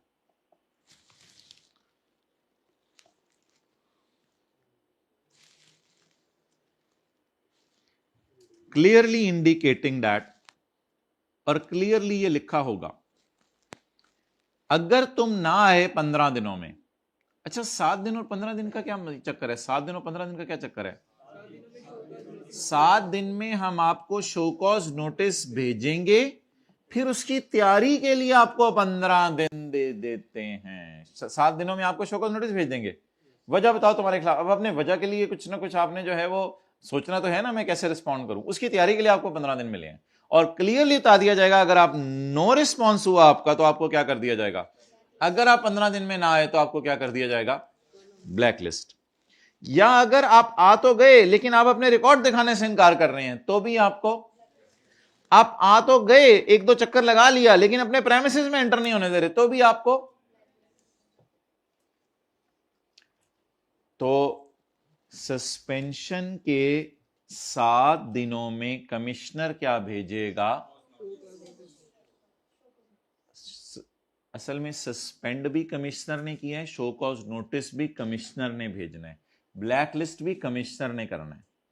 सस्पेंड करने के कितने दिनों में शो कॉज नोटिस भेजेगा? 7 दिनों में। बार बार बोलें, सस्पेंड करने के कितने दिनों में शो कॉज नोटिस भेजेगा? शो कॉज नोटिस आपको मिल गया, आपने कितने दिनों में जाना है? 15 दिन के अंदर। क्लियर? ओके।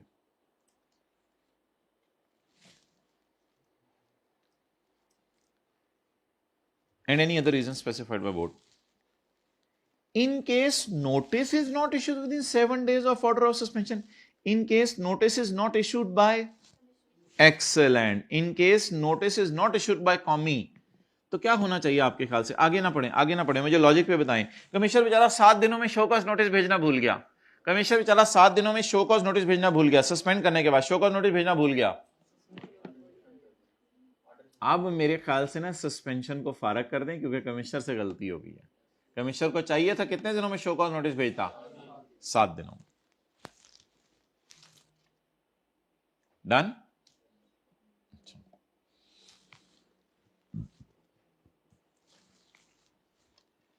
कोई इस तरह की अगर पिक्चर जहन में बन रही है आपके कि ये कमिश्नर है और ये टैक्स पेयर है, सबसे पहले हमने क्या भेजा? Suspension order. फिर हमने 7 दिनों के अंदर क्या भेजने? Show cause notice. कितने दिनों में? 7 डेज में। 7 डेज में। और फिर इसने विद इन 15 डेज इसने आना है विद इन 15 डेज। कहां पे लिखा हुआ है? Afford N opportunity of hearing within 15 days of, तो हियरिंग के लिए आपने कितने दिनों में आना है? 15 दिनों में। डन। अब बताएं, इफ अब छेड़ दो यार, नोट करने देंगे। If commissioner has not issued the show cause notice in 7 days of suspension order, then what will happen? The suspension order shall void ab initio, या कैंसिल कर दिया जाएगा, सस्पेंशन ऑर्डर फारिग हो जाएगा। अच्छा, लेकिन एक बात, commissioner will issue the show cause notice with in 7 days of order of, clearly indicating that if you will not appear in 15 days, then I will blacklist you. And if you appear, but you do not show the records, you do not allow me to enter into premises, or for any other reason, I may blacklist you. Done? Okay. So please, तसल्ली से पढ़ें point 6। Point 4 और 5 तो हो गया ना, point 4 और 5 तो हमने भाई से पढ़वाया था, वो हो गया। पॉइंट 6 जरा तसल्ली से पढ़ें। कोई हाथ खड़ा करके जरा पढ़े, कौन पढ़ेगा? आप कोई और पढ़े? चलो आप पढ़ दो, आप पढ़ दें, बस रीड करना है। The commissioner shall within 7 days of order of suspension will issue a show cause notice to the registered person। अबे इधर देख ही नहीं रहे तो फायदा क्या है? वो बोल तो मैं रहा हूं, इधर देखें।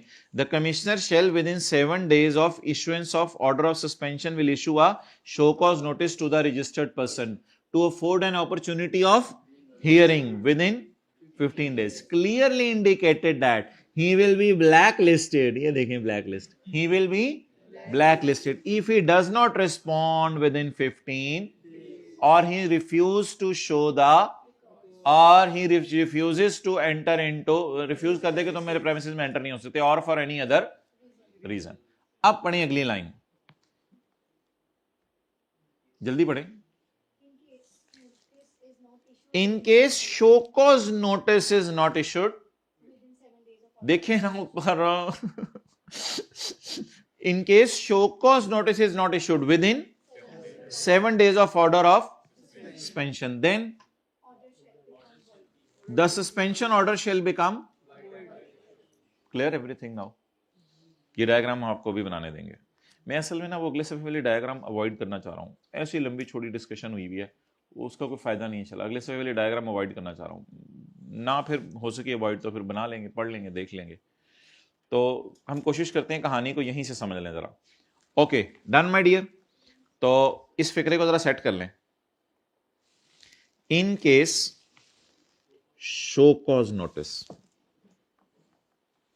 in case is not issued within 7 days of order of, तो द सस्पेंशन में क्या बहुत कंजूसी से लॉ मेकर ने लिखा हुआ है, the suspension order shall become void ab initio।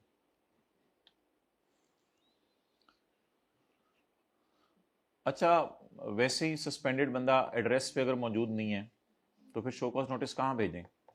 पढ़ लें। If suspended person is not available at given address तो शो कॉज नोटिस में be fixed on the main notice board of बड़ा टैक्स का दफ्तर। टैक्स के दफ्तर में लगा दें नोटिस बोर्ड के ऊपर, बस फिर क्या करें, एड्रेस पे है ही नहीं वो। डन। ये तो आसान सी बात थी, बीच में चलते चलते आ गई। On receipt of reply to notice, बताएं जी कौन सी कहानी समझ आ रही है? On receipt of reply to notice, यही है ना रिप्लाई मेरे ख्याल से। On receipt of reply to, किसने रिप्लाई किया है? किसको? On receipt of reply to notice, if the commissioner is मुतमईन he may revoke the order of suspension. He may revoke the order of, commissioner order of suspension revoke कर देगा, कहेगा यार आपने सच बोला है, मेरे से गलती हो गई थी, मेरे से गलती हो गई थी, मैंने आपको घूरी मारी, अभी कैमरे में देखे आपने मेरे बच्चे को नहीं छेड़ा था, आपके भाई ने छेड़ा था, आप जरा बताओ वो किधर है? और जुड़वा थे, पहचान नहीं सका मैं। On receipt of reply to notice, if the commissioner is mutmain he may revoke the order of suspension within 30 days of receipt of reply to notice। अच्छा जी, अब रिप्लाई क्या हो गया? सेटिस्फैक्ट्री। सेटिस्फैक्ट्री, सेटिस्फैक्ट्री रिप्लाई आ गया तो फिर show cause notice will be revoked कितने दिनों में? in 30, नहीं ये 30 डेज डूज पे नंबर नहीं मिलते होते, 30 डेज में मुझे बताना शुरू करें, गिनने कब से शुरू करने हैं? Of the receipt of reply to notice, ये पूरा लिख के आएंगे हम पेपर में, 30 days of the receipt of reply to notice. चलें जी, show cause notice will be revoked, नहीं suspension order, suspension order will be revoke. बस सस्पेंशन ऑर्डर रिवोक हो गया तो फिर शो कॉज नोटिस ऑफ फारग हो गया। अच्छा अब किताब दो, ये कितने पॉइंट्स हमने कवर कर लिए हैं? हमने कवर कर लिए हैं 6, 7, 8 और 9। पढ़ते हैं। द कमिश्नर, आप लोग इधर देखें sir, the commissioner within 7 days of order of will issue a to the registered to afford an opportunity of hearing within 15 days, clearly indicating that he will be, if there is no response in 15 days, if there is no लिखें किताब में, if there is no response to the notice in 15 days, if there is no response to the notice in 15 days, अगर 15 days में आप respond नहीं करेंगे तो बस फिर आप फारग हैं। ओके गलत आपने यहां लिखना था, there is no response to notice in 15 days। Point VII में आ जाए। In case show cause notice is not issued within 7 days, देखें जरा, in case show cause notice is not issued within 7 days of order of, the order of suspension will become void, यानी घूरना ही cancel हो जाएगा। Point 8 तो छोड़ें, वो तो आसान सा है। अगर ये रजिस्टर्ड पते पे मौजूद नहीं है तो क्या करें? दफ्तर में कहीं लगा दें। पॉइंट 9 इसको नहीं, oh show on receipt of reply to notice, on receipt of reply to notice, if the commissioner is satisfied that, if the commissioner is satisfied he may revoke the order of suspension. कितने दिनों में? बस 30 दिनों में वो उसको कह देगा यार मैंने ऑर्डर ऑफ सस्पेंशन, ये 30 दिन बस ऐसे फॉर्मेलिटी सी है, यानी अब वो जब भी महीने में टाइम मिले, बस काम तो खत्म हो गया, बस रिलैक्स करो, जाओ यार मजे करो, कुछ लोग कूदो, कुछ लोग कूदो, तो ये तो बस खुश हो जाएगा अगर सेटिस्फैक्टरी रिप्लाई आ गया, टिंग टोंग टोंग टोंग टिंग टिंग टीनी टीनी, तो ये तो खुश हो जाएगा कि मैंने सच बोला था। ओके आगे चलें। But if the offense is confirmed, if the offense is confirmed, लेकिन अगर offense क्या हो गया? confirm हो गया। confirm बोलते हैं ना आप लोग, क्या बोलते हैं? confirmed। If the offence is confirmed, अगर ऑफेंस कंफर्म हो गया, the commissioner shall issue a self speaking order for, commissioner shall issue commissioner shall issue order for black listing.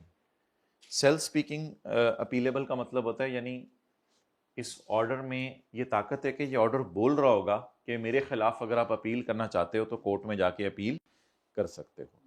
यानी आप किसी को कहें कि भाई मैंने आपके साथ ये सलूक करना है, अगर आपको मसला है तो आप जाके अपील कर सकते हो, कोई मसला नहीं। सेल्फ स्पीकिंग अपीलेबल का मतलब होता है ये ऑर्डर बोल रहा होगा कि मेरे खिलाफ अपील की जा सकती है। मिसाल के तौर पर जब आपके घर ऑर्डर आएगा ना, ब्लैक लिस्टिंग ऑर्डर आएगा, तो जब आप उसको हाथ लगाएंगे ना, मेरे खिलाफ आप छोड़ के देखेंगे बोल रहे हैं अपील की जा सकती है, आप छोड़ेंगे चुप कर जाएगा, फिर आप हाथ लगाएंगे मेरे खिलाफ अपील की जा सकती है। इसको कहते हैं self speaking appealable order. Order बोलेगा।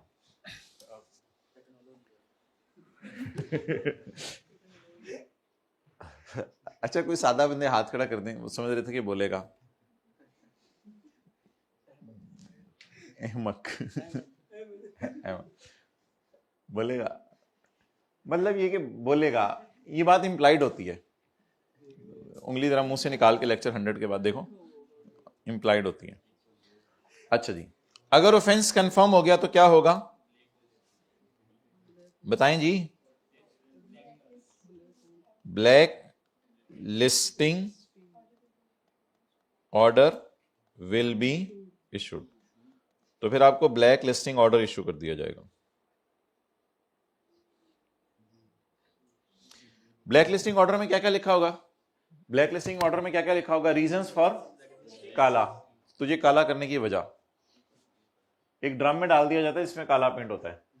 The time period for which refund of input of black listed person और their buyers shall be inadmissible. अब वाज़ेह तौर पे बता दिया जाएगा तुम्हारा कितना इनपुट डेड होगा और तुम्हारे बायर्स का कितना इनपुट डेड होगा, और अब आपको पेनल्टीज वगैरह पे करनी पड़ेंगी। ये सारा ब्लैक लिस्टिंग ऑर्डर में लिखा हुआ होगा। अब इस बात का चर्चा किया जाएगा। अब इस बात का क्या किया जाएगा? चर्चा। वो पॉइंट 4, 5 और 6 है, लेकिन अभी हम पॉइंट 3 पढ़ते हैं। The order of black listing shall be issued within 90 days of issuance of show cause notice. The order of blacklisting will be issued within 90 days of, ये अजीब सी यहां से स्टोरी चलनी है, यहां से within 90 days। Show cause notice के कितने दिनों में? 90 डेज के अंदर क्या इशू किया जाएगा? Black listing order.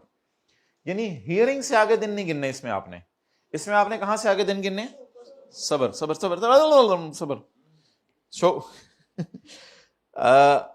the order of blacklisting shall be issued within 90 days of issuance of show cause notice, otherwise it will become void। अब शो कॉज नोटिस के 90 दिनों में आपको ब्लैकलिस्ट कर दिया जाएगा। अगर शो कॉज नोटिस के 90 दिनों में वो ब्लैकलिस्ट करना भूल गया और आपका चाहे ऑफेंस कंफर्म था तो फिर भी वॉइड हो जाएगा, यानी काम खत्म हो जाएगा। अब आप रिलैक्स करें, अब कोई मसला नहीं। अब आप ये डायग्राम बना लें और अगले सफे की डायग्राम आप जरूरी है। अब ये वो 7 डेज उसी तरह, the show cause notice will be issued within 7 days of suspension order.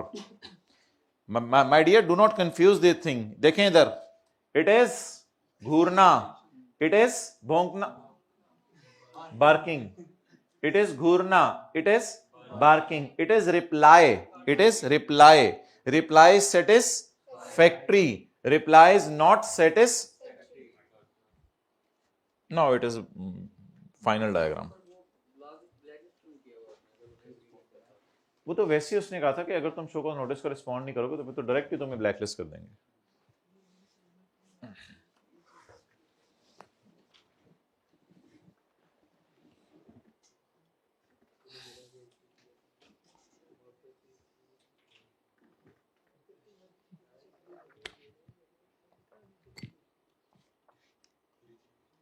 क्या हुआ?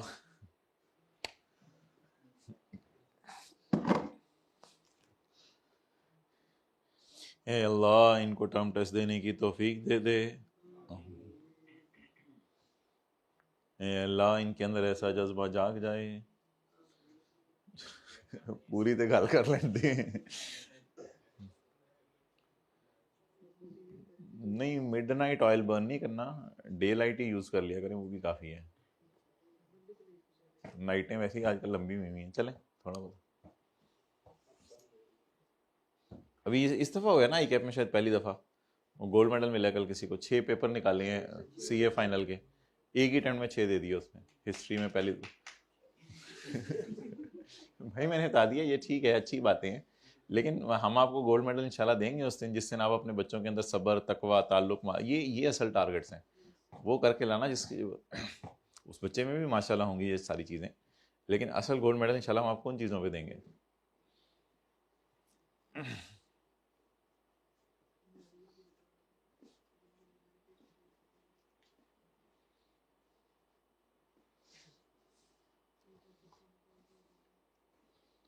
अबू आप टेस्ट देते थे? बेटा जल्दी बैग लेके आओ, तुम्हें स्कूल छोड़ना है। अबू मेरे सवाल का जवाब, बेटा मुझे कॉल आ गई है। अबू आप टेस्ट देते थे?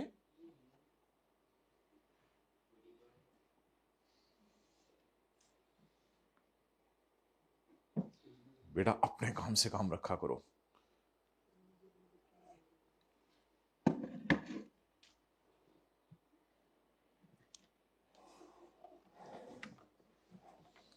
तो मैं ये कह रहा हूँ बच्चे 6 पेपर निकाल रहे हैं एक अटेम्प्ट में सीए फाइनल के, हम इन्हीं चक्करों में पड़े हैं। सर्दियाँ आ रही सर मोटिवेट कर दें, गर्मियाँ आ रही सर मोटिवेट कर दें, सर पसीना बड़ा आते हैं मोटिवेट कर दें, सर सर्दी बड़ी लगती है मोटिवेट कर दें, सर स्लीप टाइम ये हो गया, सर फलां ये हो गया, सर मोटिवेट कर दें, मोटिवेट कर दें, मोटिवेट कर दें, मोटिवेट। अच्छा पतली वेट, ओके।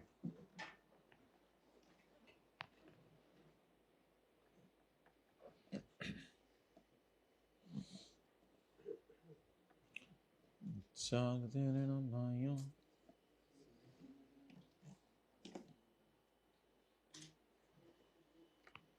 मेरे ब्रो नहीं बननी तेरे से, तस्वीर खींच ले बस, अब बहुत होगी। सर्दी में तेरे हाथ नहीं चल रहे, सर्दी लग ही नहीं रही।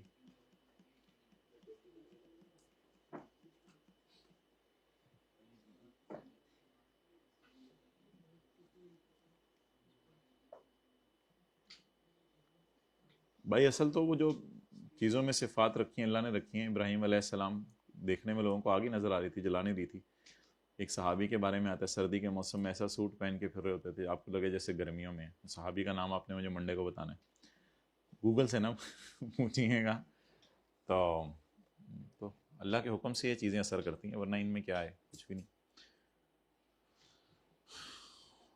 ओके, किताबों में एक बीमारी लिखी है जोल बकर के नाम से, खाता जाता है इसको पता नहीं चलता पेट कब भरा है। तो वो जो खाते खाते पेट भर जाता है और वो पता चल जाना, वो भी एक नेमत होती है अल्लाह की तरफ से। पॉइंट नंबर 2 हो गया है। The order of black listing shall be issued within 90 days of show cause notice of hearing. Hearing नहीं, show cause notice of hearing, मतलब शो कॉज नोटिस के ना, वो तो शो कॉज नोटिस का मकसद बता रहा है। शो कॉज नोटिस के कितने दिनों के अंदर ऑर्डर ऑफ सस्पेंशन आएगा आपके घर? मादरत शो कॉज नोटिस के कितने दिनों के अंदर ब्लैक लिस्टिंग ऑर्डर आएगा आपके घर? नहीं, अदरवाइज, और अगर ना आया तो it shall void it it it it it नहीं नहीं नहीं नहीं, फिर शो कॉज नोटिस, वहीं यहां शो कॉज नोटिस को फिर वॉइड करेंगे क्योंकि इट लिखा हुआ है, वरना फिर शो कॉज नोटिस वॉइड हो जाएगा, वरना फिर शो कॉज नोटिस क्या हो जाएगा? वॉइड हो जाएगा। भाई ऐसे ना देख, मैं आपको बताता हूं, मैं नहीं सस्पेंशन ऑर्डर नहीं वॉइड होगा, सस्पेंशन ऑर्डर का यहां जिक्र ही नहीं है, सस्पेंशन ऑर्डर का यहां जिक्र ही नहीं है। The black listing order will be issued within 90 days of show cause, otherwise it will become void एब एन इशू। इट, अब इट से मुराद तो वही लेंगे ना जिसका जिक्र हो रहा है। चर्चा को क्या कहते हैं अंग्रेजी में? मशहूरी। अब चर्चा करें इसका, बदनाम करें इसको, बैड विल। चर्चा जो लफ्ज होता है, चर्चा करना, चर्चा होता है जो वो अजीब सा मैं लफ्ज बोल रहा हूँ, मोहल्ले में नहीं फफे कुटनियां वो लड़ाइयां कर, वो चर्चा करती हैं बात का, एक घर की चीज पता चल जाए वो दूसरे का, टिड होला जिसका होता है चर्चा करना, उसको अंग्रेजी में पूछना क्या कहते हैं? प्रोपोज। डीफेम, चलें डीफेम कुछ थोड़ा सा बेहतर लफ्ज लग रहा है। डीफेम करें, अब आप लोगों को बताएं कि ये सस्पेंडेड पर्सन है, जनरल टायर की अब बदनामी शुरू होने लगी है। ऑर्डर की कॉपियां करा के बांटनी है, ब्लैक लिस्टिंग ऑर्डर की एक कॉपी नहीं, कॉपियां कराएं। मस्जिद के बाहर खड़े होकर बांटे हैं? नहीं, copies of order, copies of order. कौन सा order? The copies of black listing order shall be send to registered person. सबसे पहले इसकी कॉपीज में से एक कॉपी किसको भेजी जाएगी? बड़े बड़े टेक्स्ट के और छोटे छोटे टेक्स्ट के और एफबीआर के कंप्यूटर सिस्टम में, इन 3 लोगों को कॉपीज भेजी जाएंगी। ये तो वही लोग हैं जो ऊपर भी जिक्र किए थे अभी, यहीं पे तो सस्पेंशन ऑर्डर भी भेजना था। फुल स्टॉप, मुकम्मल रुक जाए। चलें जी, अब आगे चलें। अब एलटीओ और आरटीओ क्या करेगा जिसको ये पता चलेगा? ये फफे कुटनी का काम करेगा। Each LTO slash RTO shall circulate the lists to their refund and audit section। ये इस कॉपी की बुनियाद पे लिस्ट बना के भेजेगा कि कौन कौन से इनवॉइसेस में और मसला है, क्या मसला है, इसका नाम उसने लिस्ट रख दी है। ये लिस्टें बना के भेजेगा अपने ऑडिट सेक्शन को और रिफंड सेक्शन को कि याद रखना होंडा शोंडा आया करेंगे। अब तो सुना था इन्होंने, टोयोटा वालों ने भी इनसे टायर खरीदने लग गए थे, उनके इनपुट तुम लोगों ने क्या करने हैं? डेड करने हैं। यानी ईच एलटीओ आरटीओ अपने दफ्तर के अंदर इन डिपार्टमेंट्स को बताएगा कि उस बंदे को क्या कर दिया गया? ब्लैकलिस्ट। चर्चा। अब ये लोग क्या करेंगे? All LTO RTO shall now, अब ये लोग शेल नाउ, अभी चर्चा करें बात का, अभी बात को रोके मत। Shall now circulate the copies of, कौन सा ऑर्डर? अच्छा, black listing. Shall circulate the copies of black listing order along with list, list बता दी इसने कौन सी है। Circulate the copies of black listing order along with the list of invoices issued by, issued purchase नहीं, invoices issued by general tier. अच्छा, कौन किसको क्या कम्युनिकेट करने लगा है? ये जरा देखिएगा।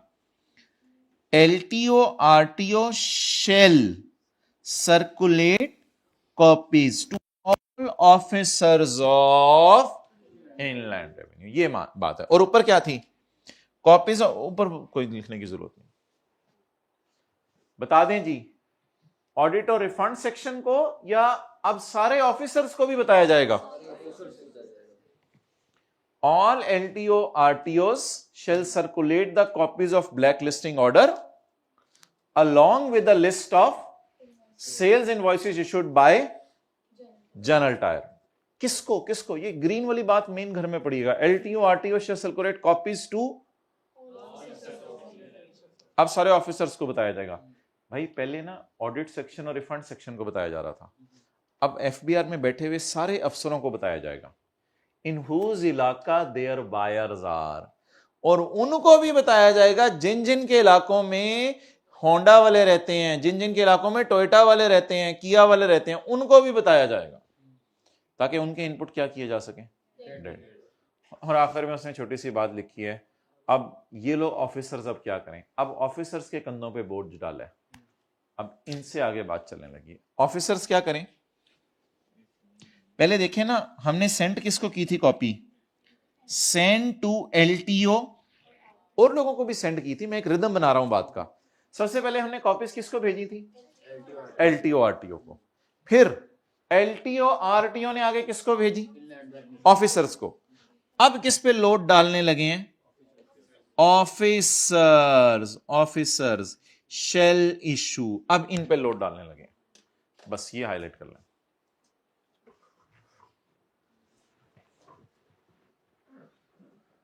बताएं जी, रिदम में सबसे पहले किसको कम्युनिकेट किया जाएगा? एलटीओ आरटीओ को, टैक्स पेयर को और एफबीआर के कंप्यूटर सिस्टम को। छोटी सी लाइन और भी थी, एलटीओ आरटीओ सर्कुलेट करेंगे ये चीजें। अगली बात बताएं, एलटीओ आरटीओ सर्कुलेट करेंगे copies of black listing order along with the list of, किसको? अब ऑफिसर्स क्या करें? उनको बता दिया, वो आगे किसको बताएं? The officers receiving the shall issue the show cause to buyers. अच्छा, अब तो बात ही और तरफ निकल गई। अब बायर्स को शो कॉज नोटिस इशू होंगे।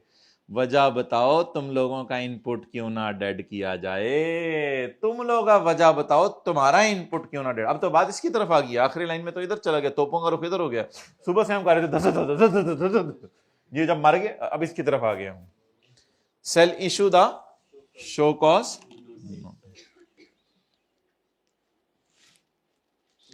The officers shall issue the show cause notice. ये भी तो हाईलाइट करें ना ताकि बात पूरी हो। टू बायर्स, आप किसको नोटिस इशू करेंगे? क्यों? ताकि for rejecting input tax claimed. उन्होंने क्लेम किस बेस पे किया? On sale invoice, on sale invoice of and further decide the matter, और फिर आगे बढ़ के ये मैटर डिसाइड करेंगे। लेकिन अगर बायर्स को भी मसला है तो ये आगे जब मैटर बढ़ेगा तो ये कोर्ट में जाके अपील कर सकते हैं, इनके पास कोर्ट में अपील करने का राइट है। Okay, so let's revise with in 1 to 2 minutes। हम अभी जब भी हम गले मिलेंगे इंशाल्लाह, सेल्स टेस्ट खत्म हो गया, जस्ट रिवाइज इस खुशी में कि मेरा खत्म हुआ है। आप लोगों की टेंशन मुझे, वो आप लोगों का, आप घर वालों का मामला है आप लोगों का। अच्छा जी,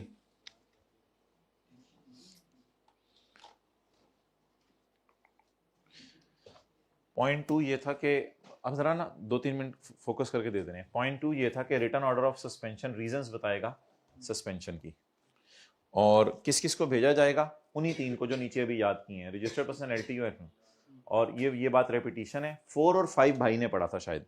4 और 5 में ये था, in case the suppliers and buyers of suspended person belong to other इलाका, then chief commissioner shall inform commissioner to, पता नहीं क्या करना था, काम मुझे भूल गया, then chief commissioner shall inform the commissioner to initiate the proceeding against them. और अगली लाइन थी further chief commissioner, sorry commissioner inform chief commissioner. और उसके बाद दूसरी बात क्या पढ़ी थी? दूसरी बात ये पढ़ी थी, the input tax of suspended person as well as the persons who are buyers of suspended person, their input will also be inadmissible based on sale invoices issued by suspended person. को इस किस्म की बात की थी। इसके बाद हम एकदम ट्विस्ट मार गए थे 6, 7, 8, 9 पे। 6, 7, 8, 9 6, 7, 8, 9 में हमने क्या पढ़ा था? 6 में पढ़ा था commissioner shall within 7 days of issuance of suspension order will issue a show cause notice to registered person to give him an opportunity of hearing within 15 days, clearly indicating कि अगर 15 days में ना आया तो उसको blacklist कर दिया जाएगा, या अगर आ गया और रिकॉर्ड ना दिखाए, प्रेमिसेस में एंटर ना हो या और कोई रीजन हुई तो भी इसको ब्लैकलिस्ट कर दिया जाएगा। पॉइंट VII, अगर शो कॉज नोटिस ना इशू किया गया सस्पेंशन ऑर्डर के 7 दिन में तो सस्पेंशन ऑर्डर को ही वॉइड कर दिया जाएगा। पॉइंट 8 अलग से है, उसको खुद ही पढ़ लीजिएगा। जब आपके पास रिटर्न रिप्लाई आ गया और ये सेटिस्फैक्ट्री है तो फिर आप सस्पेंशन ऑर्डर को ही रिवोक कर दें, और अगर आपका ऑफेंस कंफर्म हो गया तो इसे ब्लैकलिस्ट कर दें। और पॉइंट 3 में लिखा था the blacklisting order will be issued within 90 days of show cause notice, and if it is not issued in 90 days then show cause notice shall stand फारग, फिर ये फारग हो जाएगा। आसान सा सेक्शन है। और आखिर में 3 बातें उसने लिखी हैं। 3 लोगों को बताया जाएगा कि ब्लैक लिस्टिंग होगी, है वही 3 लोग जिनको सस्पेंशन का बताना था, एलटीओ, आरटीओ, रजिस्टर्ड पर्सन और एफबीआर। फुल स्टॉप के बाद वाली लाइन आसान है, उसको छोड़ें। एलटीओ आरटीओ अब क्या करेंगे? एलटीओ आरटीओ किसको बताएंगे? ऑफिसर्स को, जिनके इलाकों में उनके बायर्स हैं। और अब ऑफिसर्स क्या करेंगे? ऑफिसर्स इशू करेंगे show cause notice to buyers. जाएं चैप्टर 22 के कोई सवाल होमवर्क में डालने में हम डाल देंगे थ्योरी वाले, ताकि उसको भी आप करके आ जाएं और मंडे को फिनिशिंग टच हम दे दें इंशाल्लाह। फिर लॉसेस के चैप्टर तो 80% न्यूमेरिकल ही है, थ्योरी तो उसमें थोड़ी सी है, यानी मंडे से प्रॉपर न्यूमेरिकल शुरू हो जाएंगे अब लॉसेस के।